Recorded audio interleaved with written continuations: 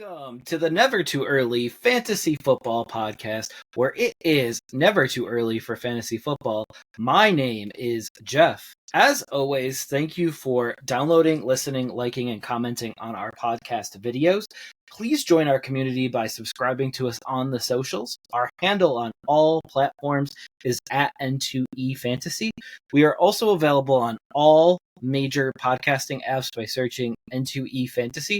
Alex, what do you have on today's show? On this episode of the Never Too Early Fantasy Football Podcast, we are covering league news. And since the schedule release has come out, we are going over our predictions for each team and who we think is going to make the playoffs and what seed. We're looking forward to going over that with you and seeing where we differ, Jeff. But why don't we first get started with some news? And Panthers signed a familiar name. Jeff, why don't you go ahead and talk about that? I feel like I've fallen for this one before, although if you remember correctly, last year I was completely off the Rashad Penny bandwagon before the season started. But the Panthers have signed former Eagles running back Rashad Penny, and I will not be caught in this vortex ever again. Don't trust him. Now he's there with Miles Sanders, so now they have two former Eagles running backs. He's there with the rookie and Chuba Hubbard and Miles Sanders, as I just mentioned, the other former Eagle there. They're kind of packed in the backfield, and that usually isn't a good sign for production from a single source out of the backfield, although it could lend to some good production and potentially some victories being able to have that good of a ground game. Huh. I don't know. I'm kind of staying away from that backfield until we figure out more. But it is nice that he's reuniting with his former coach. So Rashad Penny going over to the Panthers will be pretty nice. Do you think he'll have a big role, or do you think he'll just be a role player, kind of like he was with the Eagles last year? Role player, rotation guy. I think he'll have more of a role with the Panthers than he had with the Eagles, really. Yeah, we'll see on that front. But moving on, the Raiders signed former Chargers wide receiver Jalen Guyton. I know you're a big Raiders fan. Does this have any impact on how you feel that Gardner Minshew will be as the starting quarterback for the Raiders this year? No, no. Gardner So he'll still be Minshew. a great quarterback going into this year. Gardner Minshew is not guaranteed to start, and I think Aiden O'Connell gets the first shot. We'll see how long that lasts. I disagree with that, and we will see, because that's one of the camp battles that we're looking at. And I do believe, Alex, that we'll need to have a camp battle podcast coming up soon, like where we go over some of the bigger camp battles this upcoming year. But moving on, we have a bigger wide receiver signing, and the Titans signed former Bengals wide receiver Tyler Boyd. So basically, now they have Ridley, Boyd, and Hopkins to be their top three receivers. They've also let Treylon Burks know that he's in their future plans, even if it's not this year. Do you feel like, what do you feel like with Levis right now, how he's set up for this season? I feel like he's got a bunch of aged players that are still a little bit effective, but he's got 30-year-old wide receivers, and I think they'll have to see. How they have to see what they have in Levis. Now, Levis, I don't think is super accurate, but with savvy veterans, maybe they can compensate for that. But Levis has 1 year this year to prove that he can be the guy, or the Titans will be drafting a new quarterback pretty soon. Absolutely. All right. Another one of your favorites, wide receiver Allen Robinson, former Steeler, signs with the New York Giants. How do you feel about Daniel Jones, Drew Lock's latest weapon? I had optimism for him last year with the Steelers, and I just think his career is over. So I think he's a bottom of the barrel roster clogger now. So he's not the Allen Robinson he was with the Jaguars. He's not the Allen Robinson he was when he first went to the Bears. He's on the edge of out of the league, so that doesn't move the needle for me at all. So now we have former Jaguar, just recently cut Jaguar, wide receiver Zay Jones signs with the Arizona Cardinals. How do you believe that he will fare in Arizona? He has a chance to be the third or fourth wide receiver there, so this signing has more bearing than Allen Robinson or Jalen Guyton. It's more in line with Tyler Boyd, although I like Tyler Boyd more with the Titans. But Zay Jones has a chance to be relevant this year, more so than others. I think it's a good low risk signing for the Cardinals, but I don't know what Zay Jones is at this point. Right, but he will add some sort of different wide receiver set to what is they currently have, so could be a good move for them. Obviously, getting more weapons is never a bad move, especially this late in the game. Rams trade wide receiver Ben Skoranek to Houston. How do you feel about that trade? Because that really impacts your team. He's kind of got the fourth-ish, fifth-ish wide receiver role locked up already, it sounds like.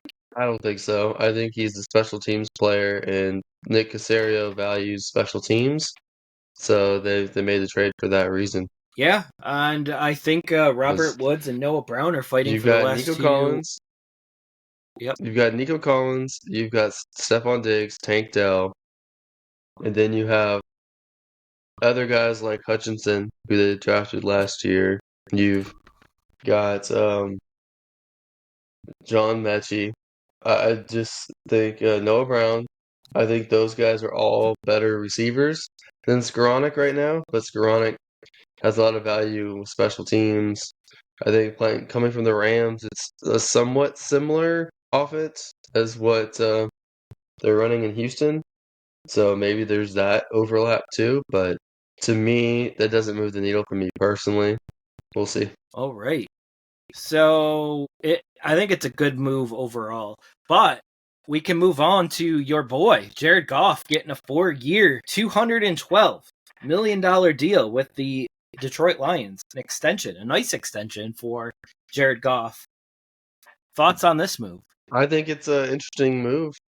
Like, he was basically almost given away by the Rams in the trade for Stafford, and the Lions, they never forced him to renegotiate his contract, and now they made him one of the highest paid quarterbacks in the league, and they showed that they really like him. He's shown some resilience, kind of getting discarded like that and still playing hard and playing just as well as, ironically enough, Matt Stafford has over the past few years. So I think he earned it, and I think that the Lions, and either this year, next year, maybe soon, I think they could actually be in the Super Bowl, and I think that will be huge for the city of Detroit. We'll see. I don't like the contract because I don't believe that he is a top 10 NFL starter, and that's top 10 NFL starter money. It's also going to push ahead what Dak Prescott could potentially get in his next deal. We know his deal will exceed this one. Even if you believe they're in the same tier, even if you believe they're in the same tier, usually the next person that gets the contract exceeds the previous tiered person. So, should happen.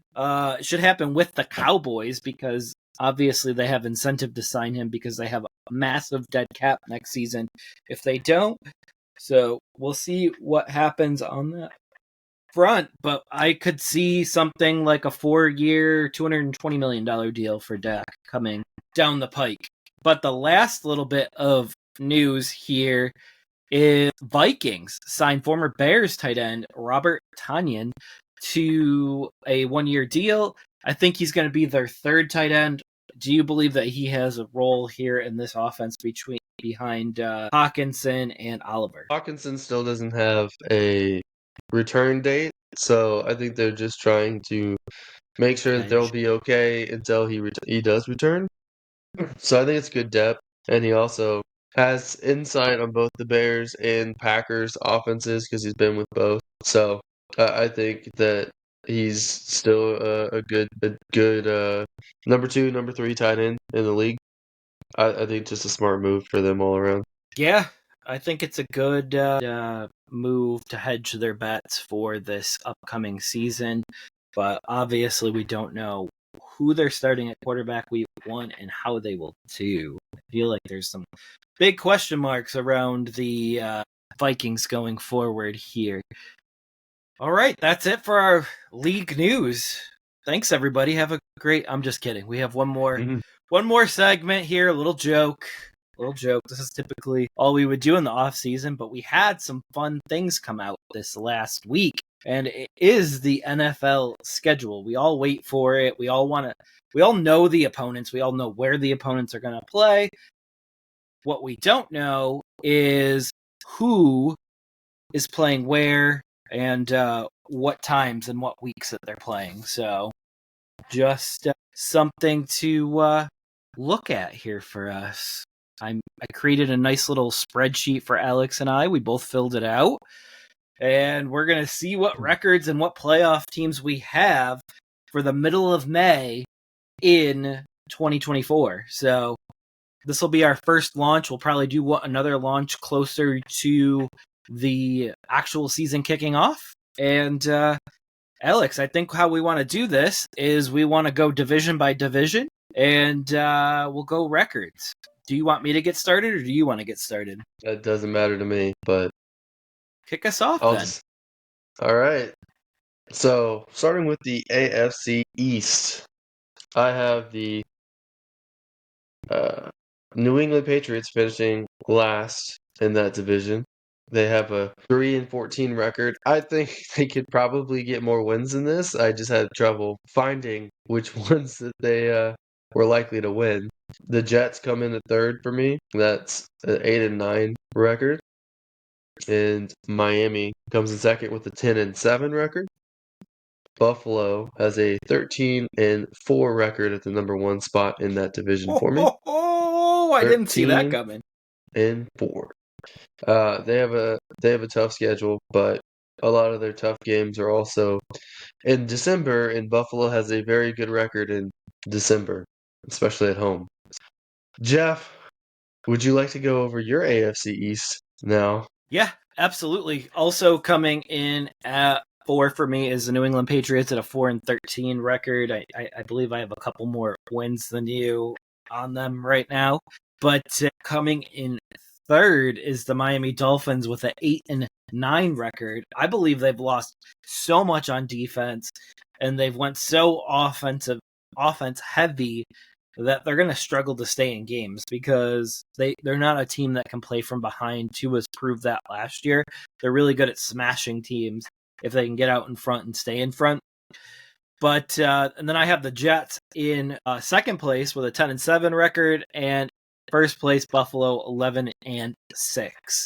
So Buffalo is going to win that division, but they will face some stiff competition from the Jets this year, I believe, as long as Aaron Rodgers stays healthy more than 5 snaps this year. That's true. That's true. They no longer have Zach Wilson to save them. That's pretty much all teams, though. As long as their starting quarterback stays healthier longer than 5 games, should be good. All right. Do you want to get started on the AFC North? Sure. So this is a little more complex because I have one team at 11-6, and I have the other teams finishing 10-7. So we're going to go by opponents' schedule here. So I have all of the divisions going, or the divisional opponents in this particular division going 3-3. I have them all winning their home matchups in this particular division. I think this is probably one of the best quarterback divisions we've ever seen. So it's got some stars, got some Super Bowl winners, got some highest paid contracts of all time. So when we look at this here, actually we have 4 of the highest paid NFL quarterback contracts of all time in this division right here. Russell's just happened to be with Denver, not with his current team. But coming in 4th place, and this is a tie, so I really don't have a tiebreaker more than opponents' win-loss record, but we're going to go by alphabetically here. In 4th place, Pittsburgh, 10-7 record. 3rd place, Cleveland, 10-7 record. 2nd place with a 10-7 record. I know it sounds a little redundant, we have the Baltimore Ravens taking a step back. So winning the division this year with a fourth place schedule. This is a huge deal for the Cincinnati Bengals. They're going to go 11-6 this year. They have a fourth place schedule. They play Carolina. They're just in a good spot to actually win the division this year. Interesting. You didn't So see that coming. I'm different from you, and that's a good thing because we bring each other balance. At number 4 for me, I have the Cleveland Browns, and I have them at a 7-10 record. So I don't have them making the playoffs. I have Pittsburgh at the third spot with a 10-7 record. I have Cincinnati at the number 2 spot with a 12-5 record. And I have the Baltimore Ravens in the first spot with a 13-4 record, and I have them actually the 1 seed over the Bills that we talked about, but both of them having a 13-4 record at the moment. Whoa, that is surprising, but it does sound like. What did you have the Browns record at? 7-10. Okay. We're not far off other than the Browns. I know you're a Bengals Joey Burrow fan, but I just really like their schedule this year. That fourth place schedule is so nice. Yeah, but I still see them losing to most of the people on the schedule. Three of their Most? wins, so 3 of their wins I have coming from in division, just because this They might be play the each other toughest tough. divisional grouping out of any division. But they get 4 other wins, and it's not always going to be the obvious choices. So I think that they're a pretty good squad, especially defensively and some of the skill positions. But Nick Chubb, I don't know at what point this year he'll be fully healthy. I don't really like the other running backs that they have. Mari Cooper's really the only wide receiver that I like in that group. I don't think Jerry Jeudy is that great, and he definitely didn't deserve the contract that he got after they traded for him. Deshaun Watson, whether you like him or hate him, he doesn't really throw to tight ends that much. So Njoku's not going to put up the same numbers he did last year with Flacco. I'm just not super excited, and we know that this defense, they're only elite at home. They're not elite on the road. So you have to look at who they're playing on the road, and I think that those are going to be harder matchups. So that's why. Right. So we're down to your division now. I'll let you take the lead So on it. I will do the AFC South. So Yes, sir. it's not going to surprise probably most football fans, but coming in at number 4, I have the Tennessee Titans. I have them at a 4-13 record. That's as many wins as I could foresee them getting at this moment. It's football, things happen. They might win more, but I don't project this team to be a very good team. I think they're missing a lot of pieces. I think they put a lot of expensive band-aids over positions of need, and I don't think that that's necessarily going to help them in the long term. And I don't know if Levis is going to be the guy at quarterback, so a lot of question marks for me, and I have them as the worst team. Now, the surprising thing for you guys is probably that I have Jacksonville as the third team in the division with a 6-11 record. I don't think Jacksonville's a very good team. I think they're vastly overrated. Trevor Lawrence, to me, has not lived up to the hype, and I think maybe they can turn it around this year because I like Brian Thomas Jr. more than Ridley at this stage in his career. And I think that the defense needs a lot of improvement. I think the offensive line needs a lot of improvement, and I think that the Texans and the Colts are just much better than the Jaguars are at this point. So I have the Colts as the number 2 team in this division. They've retained all of their key guys. I think they've steadily improved. They've got a better head coach, a better mind at offense than the previous 2 teams I discussed. But I don't think they're quite at the same level as the Texans. So I only have them at a 9-8 record. And Texans at number 1, I have them at an 11-6 record. So, Jeff, how does this stack up to yours? Who do you have and where? You're absurd with the Jaguars. They're a good team. They've proven it year over year. Lawrence's worst year was with that train wreck of Urban Meyer, and he's been a franchise quarterback since then.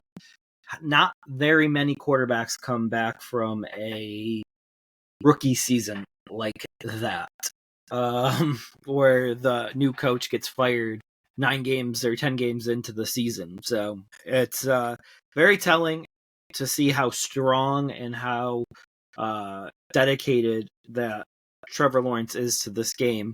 So I think you can be right with him being overrated, overhyped, and also wrong at the same time with the fact that he still is a franchise quarterback. So it can be a double-edged sword. Like, he can be overhyped because he's not generational like he was thought to be, but he can still be a franchise quarterback in the league. We don't have to go so far the other way to prove our point. And I feel like that's what you did a little bit here. But to my standings here, 4th place, we have the Tennessee Titans at a 4-13 record. They're going to be in contention for that number 1 overall pick. 3rd place, the Indianapolis Colts at a 6-11 record. So they will get 6 wins against a very tough schedule this year. They're going to be downgraded at the quarterback position. I do believe Gardner Minshew is a better quarterback at this exact point than Anthony Richardson is. If they go 6-10, they will be looking in a different direction for another quarterback sooner rather than later. But moving on to 2nd place, it's going to be the Jacksonville Jaguars at a 9-8 record. And in 1st place, defending champions, the Houston Texans with an 11-6 record. Alex, I'll let you rebut. I think it's amusing that we're pretty set on the 1st and 4th teams. We're pretty close in alignment there. In fact, the Texans were pretty much spot on. But we just differ on Indy and Jacksonville. I'm much higher on Indy than you are. So I just find it amusing. I like Anthony Richardson more than Minshew. So I think they'll be fine, but I don't think that they'll get the same number of wins because it is a difficult schedule. So that's why I had 9-8 for Indy, but Jacksonville, I just think they're not. I think that they're fool's gold, and I just can't buy into them. I just can't. So how many years do they have to prove it? We're going on to year 3 here of them being contenders. So they benefited from playing the Texans twice a year when the Texans were bad. That's not the case anymore. So okay, the Texans were good last year. Yeah, I don't remember Jacksonville being that good this past season. All right, so let's take a look here. We have the AFC West up next, and I will take the AFC West. In 4th place, and this really shouldn't be a surprise, is the Denver Broncos with a 6-11 record. Sorry. I misspoke. We're not going to cut this out, but I misspoke. In 4th place with a 5-12 record, the Las Vegas Raiders. In 3rd place with a 6-11 record, the Denver Broncos. In 2nd place with an 8-9 record, the Los Angeles Chargers. And in 1st place with a 12-5 record, the Kansas City Chiefs.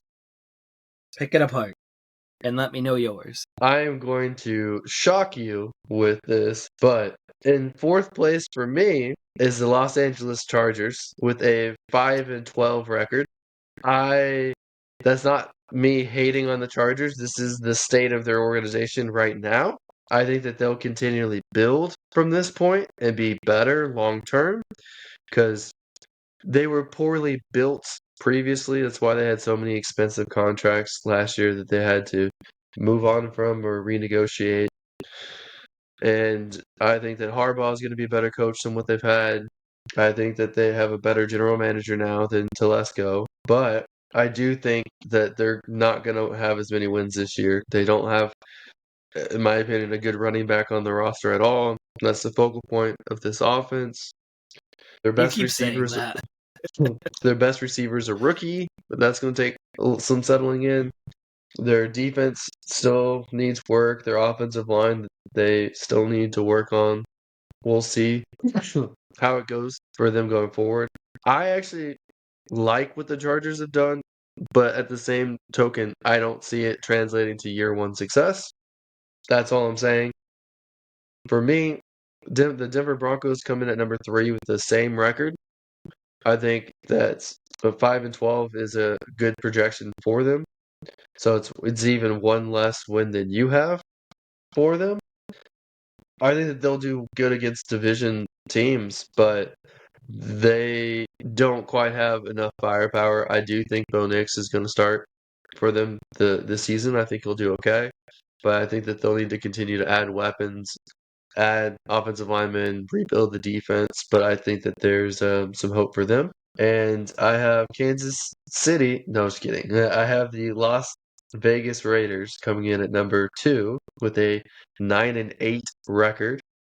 Jeff, I don't know how you could shake your head at this when you love Gardner Minshew so much and you think he's going to start. So you would think that they would be 13-3 with Gardner Minshew 13-4, whatever. I just think they're going to punch a lot of teams in the mouth, and they are set up for a lot of good teams. They're set up to be a trap game for a lot of these good teams because they're sandwiched between teams who play like really, really top teams. So it's like, for instance, like Cincinnati and like Philly, and then the Raiders are in the middle, so they're not going to get as much focus. They're going to punch them in the mouth and surprise them. That's just how I feel, and they surprise their own division rivals every year too, when they are capable of beating Kansas City in the regular season. But I have them missing the playoffs because 9-8 isn't good enough this year. And of course, I have Kansas City at number 1. I don't think that they're going to get this many wins, so it's going to be curious the next time we do this how it shifts. But I have them currently also at 13-4, but being the 3rd seed, I don't know how to lower that number responsibly. So 13-4 is what I have for them. So that breaks down for me. The AFC is number 1 seed is the Baltimore Ravens. Number 2 seed is the Buffalo Bills. Number 3 seed is the Kansas City Chiefs. Number 4 seed is the Houston Texans. The 5 seed is the Cincinnati Bengals. The 6 seed is the Pittsburgh Steelers. And the 7th seed is the Miami Dolphins. So I'm just curious how that shakes down for you. So I just want to rebut a few things that you've said. So typically what goes into wins is looking at coach and quarterback. In the West, I would agree that Mahomes and Reed are the best coach quarterback combo, followed by Herbert and Harbaugh, followed by Nix and Peyton, and then followed by Pierce and O'Connell / Minshew. So I just feel like you have not given enough weight to that. And the Chargers really didn't lose much. They lost Eckler, who did not contribute at all last year. They lost Williams, who played 1 or 2 games last year. They lost Allen. Allen was their one piece that they lost. Everything else didn't really matter last year. So, and they've replaced it with a rookie and a couple of running backs. That production will be there in some way, shape, or form. So I just think that you think they've regressed so much, and they really haven't. They haven't changed much. They've lost Keenan Allen. That's it. Well, they lost Mike Williams for an extended stretch. They lost Keenan Allen for the end of the year. They lost Herbert last year, and they finished 4th in the division with a 5-12 record. I think their schedule is harder this year than it was last year, and I think they've roughly stayed the same. And I don't think any of their running backs are very good, and that's the focal point of their offense. And I You think keep the Raiders saying got that, but better. there's no proof. There's no There's proof no that Greg proof that they're going to Roman likes switch to to run running. more than the average. That's what they said. They wants to rebuild the offensive line, build the defense, and control the ball through the ground. That's how they wanted to We've play. never heard that before from McCarthy last year. McCarthy said he just wanted to run the ball. Didn't really elaborate on that. They clearly don't have the offensive line to create the holes that they used to.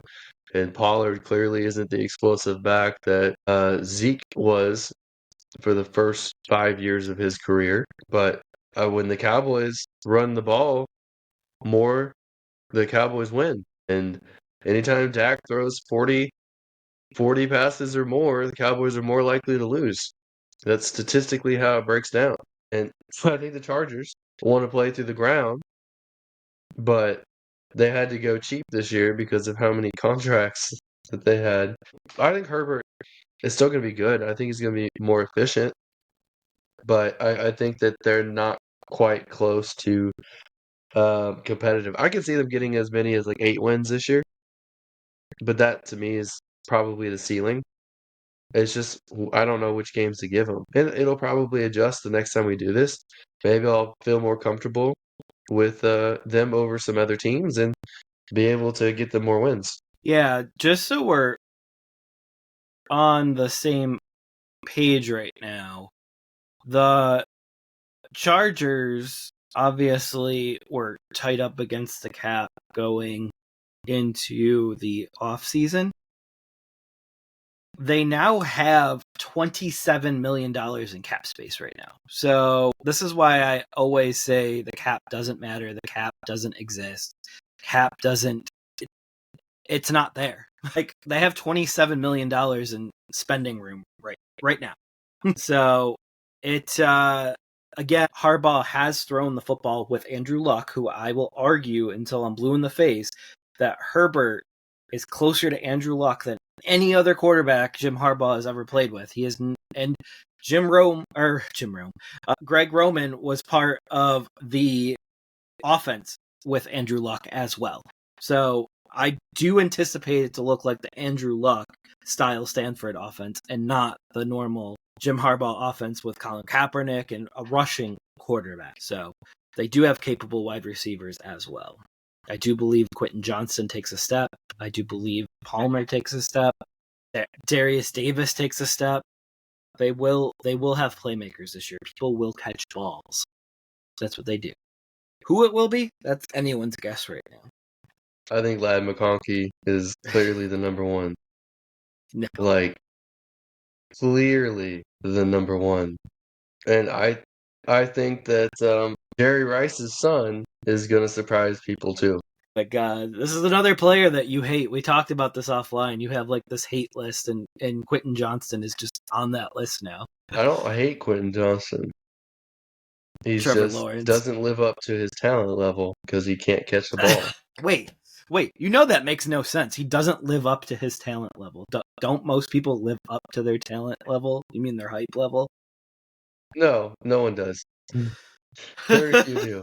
Very few. But in sports, more people live up to it or get closer to it than your average person. He's just really fast and athletic and tall, but he can't do the simple function that he's supposed to do. Catch the ball, catch it away from the body, go high points it, reach for it, fight for it. No, he just wants. We'll see. We'll see You could have been if an he's NFL wide improved over the receiver. offseason. We'll see if they've worked on him. See if we get some highlights in camp that show him high pointing a ball, getting off the ground instead of 2 inches. But we'll see. I thought you were getting ready to set me up for the diamond cutter. Hmm. For our old 90s wrestling fans out there. All right. Are you ready to hop over to the NFC, or do you have some AFC stats left? No, let's. Who are your playoff teams for the AFC? It would be helpful if I went over that. So home field advantage is going to go to the Kansas City Chiefs. Division Buffalo Bills. Division Houston Texans. Division Cincinnati Bengals. So that's arguably 4 of the top quarterbacks in the AFC right there. Wildcard 1, Baltimore Ravens. Wildcard 2, Cleveland Browns. Wildcard 3, Pittsburgh Steelers. So there's going to be all 4 teams in the AFC North in the playoffs. I don't know why we're so different on the AFC North every year, but we are. We'll see. I was more right than you were last year. They were all had winning records. Mm, mm. Browns had some magic that had to happen for them to win. They Well, they had also coach of the didn't year. let they also didn't let Watson like fully get immersed into this offense. And he really hasn't had a chance because he came back from the suspension the year before. So he really hasn't had time to get settled into this offense. This is the year. We'll see. All We right. will. The worst team last year was 9-8, and it was the Bengals. And I think they have a better year this year, playing a fourth place schedule. All right. So moving over to the NFC, and since you got the AFC kicked off, I'll get the NFC kicked off here. Coming in fourth place, the New York Giants, 5-12. I don't think Daniel Jones is it. I also don't think Drew Lock is going to be that big of a help this year. Coming in third place is the Washington Commanders with a 7-10 record. They're going to be the most improved team in football this year. And I believe they have the quarterback right, and I believe that their coach will be much tougher on defense. So that'll be helpful. Coming in second place is the Philadelphia Eagles with a 9-8 record. I think they're still regressing. I don't really buy into their head coach like other people do. And I know that's going to be a little bit surprising. They did add some amazing offensive pieces this year, including third wide receiver Devontae Parker and running back Saquon Barkley. So they have been adding like little ancillary pieces and then a major piece in Saquon Barkley. I just don't buy into the coach.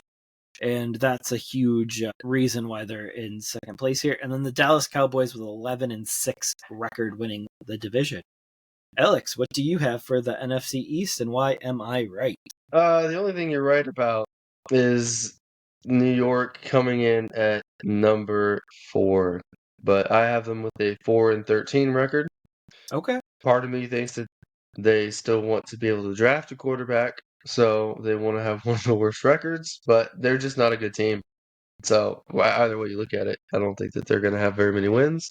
I have the Commanders at third with a 5-12 record. I do think that they've made a lot of improvements. I just don't buy them being that great this year.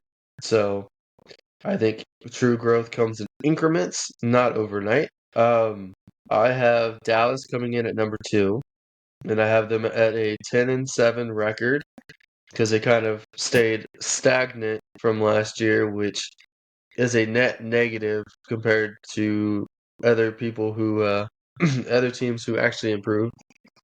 So I don't think they'll be as good as they were last year, but they're still going to be very competitive. The Eagles have made changes to their offensive coordinator and defensive coordinator and added Saquon Barkley to improve their offense, and they added key defensive players through the draft. I think the Eagles are going to be the number 1 team in this division, might even fight for the number 1 seed. I have them at a 12-5 record. Right. Are you ready for the next division? I'm not surprised by anything that you just said. Like that was very predictable. All right then. I'll do the NFC North. I have the Chicago Bears as the 4th team in this division with a 6-11 record. They have a rookie quarterback. No matter how good you think he is, he's still a rookie, and it's unlikely that rookies statistically have a lot of wins their first year, even with the better roster. They still have a difficult schedule in some regards. So I have them going 6-11. That may improve the next go around. I don't really see them making the playoffs this year, but they seem very close. At number 3, I have the Minnesota Vikings, and I have them at an 8-9 record. I don't buy Sam Darnold as a viable starting quarterback. I think J.J. McCarthy is probably 2 years away from being playable and usable in the NFL. So I think that they're really going to struggle. And I don't think their defense has been completely rebuilt yet. They have brought in some better players, but I just don't buy in on the Vikings this year. At number 2, I have the Green Bay Packers, and I have them at a 10-7 record. I think that they'll be mostly consistent carrying over from last year, but they'll now have some new wrinkles to their offense since everyone's gotten another year in the system. And I think they'll push the Lions for the division lead, but I think the Lions will maintain it. I think they'll be 11-6. I wanted to give them even more, but I'm just going to give them 11-6, and I think that they have a chance to go deep in the playoffs this year. So, Jeffrey, you shook your head a few times. What do you differ on? So I know you're a big Lions fan, but they will not be winning this division this year. So you could probably scratch that off of your list. But going in at number 4 here, I have the Vikings for the exact reasons that you just said. I believe that they don't get more than 5 wins because they won't be able to solve the quarterback position, and that is a big deal right now. So coming in third place is the Chicago Bears with an 8-9 record. So that'll be a very similar record to last year. The one difference is they're going to have a rookie quarterback and they're not going to be paying Justin Fields.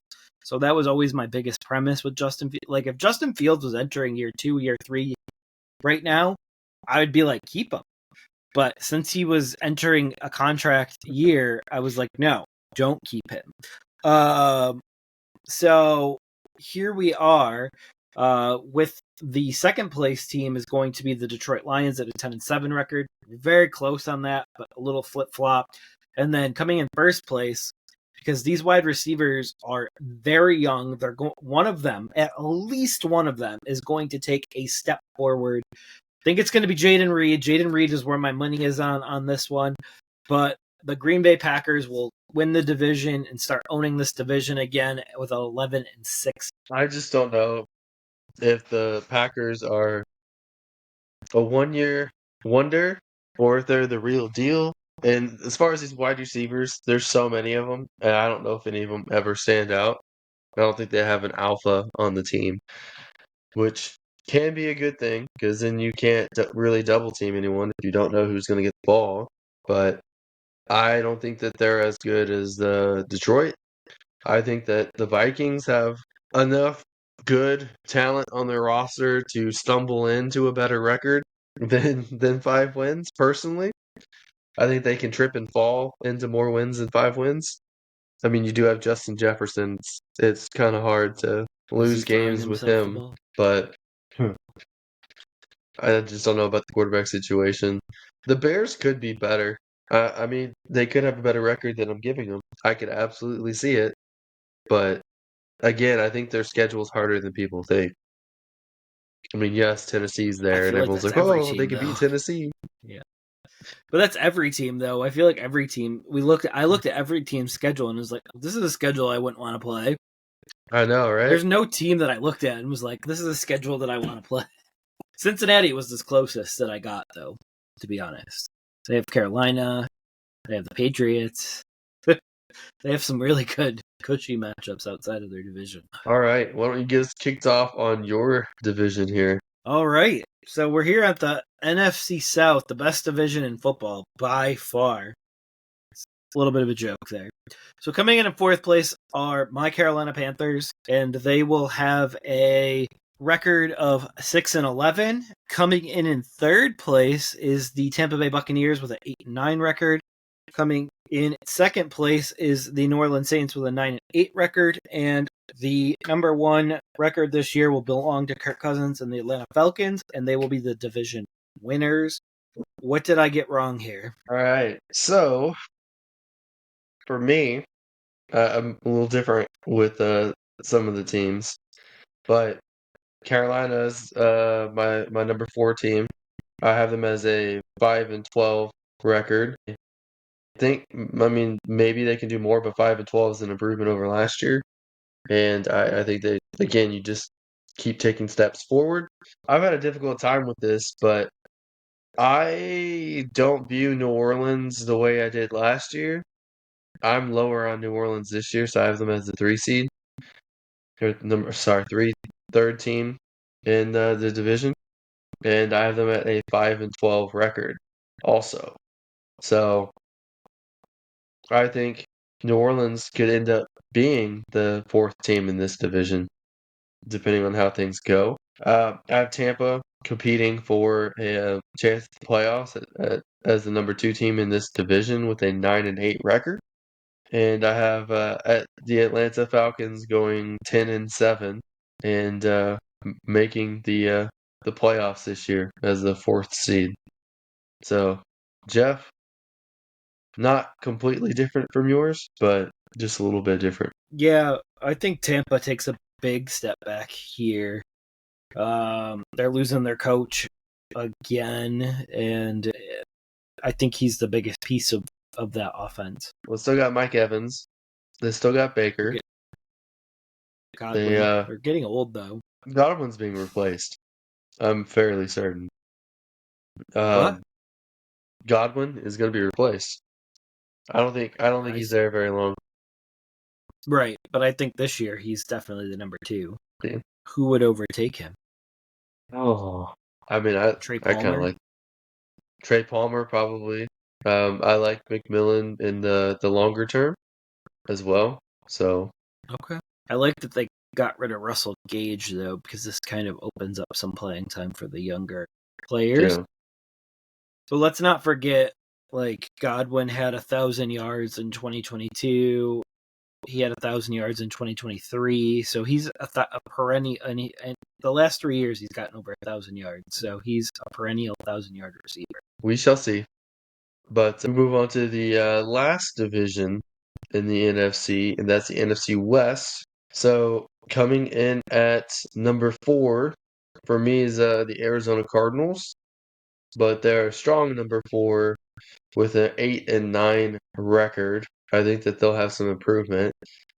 Not convinced that Kyler is the guy, but I think we'll see what he's like with the new coaching staff for a full season, as well as the improvements that they've made getting Marvin Harrison Jr. and improving the offensive line and defense. I'm very curious how everything pans out. Coming in at number 3 with the same record is the Seattle Seahawks, also with that 8-9 record. So I don't like them as much as last year. Complete coaching change in philosophy, not much improvement. And I just think this is a hard division to get wins in. So we'll see how that goes. Number 2, and they were almost number 1 in the division, was the Los Angeles Rams. I think Jeff, you and I both agree that they've improved this year, even though they lost Aaron Donald. They improved elsewhere. And I think having Puka Nacua changes things going forward. So they're going to be much more dangerous having Cooper Kupp healthy as well. They brought in a backup running back who's on a rookie contract to ensure Kyren Williams stays healthy, and if he gets hurt, someone to replace him. So I think they're going to be pretty dangerous no matter who they're playing against. And number 1, I have the San Francisco 49ers winning that division 12-5 record and the number 1 seed of the NFC. Jeff, who do you have here? Where do you differ? So I would have loved to have the San Francisco 49ers miss the playoffs this year, only because if we're looking historically, the last 4 or 5 Super Bowl losers have missed the playoffs the next year. But I do believe they have enough to make the playoffs and win enough games to get into the postseason here. So I think they'll probably break that streak. But coming in 4th place, I agree. Arizona Cardinals 7-10 record, very strong team for being in 4th place. This is a very strong division as well. Quarterback play in this division has gotten a lot better, so that's one of the reasons here. Coming in 3rd place, the Seattle Seahawks 9-8, and the Rams and the Chargers, the Rams and the 49ers coming in at 11-6. But the 49ers pick up an extra divisional win, and that will make them the division champs. And the 49ers or the Rams will fall to a wild card spot. So, Alex, before you pick apart my NFC West, let me give you my 7 playoff teams so you can pick apart those as well since you did the AFC first. So home field advantage is going to go to, let's see here, the 49ers, which is kind of surprising given that I have the 49ers, the Packers, and the Cowboys at an 11-6 record. So there you go. The Packers and the Cowboys will be fighting for that 2 and 3 spot, and then the 4th spot will go to Atlanta, winning the division. Wildcard 1 goes to the Rams, as we had just discussed. They were very close to the division. That one divisional win, if they could pick it up somewhere along the way, would get them home field advantage in the playoffs. So if they could figure out a way to get that extra victory or find a place to earn that extra victory, that would be great. The Lions, wildcard 2, and the Seahawks, wildcard 3, which I think that kind of surprises you because you know that I haven't been big on Seattle, but I don't see another team that could potentially get that last wildcard spot other than the Eagles. They're fighting with the Eagles for that last spot. Mine's similar and yet different. So I also have San Francisco as the 1, but I have Philly as the 2 seed. I have Detroit as the 3 seed, Atlanta as the 4 seed. I also have the Rams as the 5. I have Dallas as the 6 and Green Bay as the 7. I think those can flip-flop. I mean, those are Right, so you essentially the got the same Cowboys teams as getting in. last year. Huh? You got the Cowboys getting in. Yep. Atlanta's my one new playoff team, and then the Seahawks too, I guess, because that would kick out Tampa. And who was the third wild card for the and the Eagles? That would kick out the Eagles and Tampa for me. Well, this is basically the same playoffs as last year, but with Atlanta instead of the Buccaneers. Yep. And I think that division's going to have a lot of turnover over the next few years. Like, we might not see repeat division winners for a while out of the NFC South. Let's see. And, I think Cincinnati didn't make it last year because Joe Burrow was hurt and a lot of stuff went down. But I think Cincinnati, to me, takes Cleveland's spot. And Cincinnati, if Joe Burrow is actually healthy, I don't think Cleveland will get as many wins as they did last year either.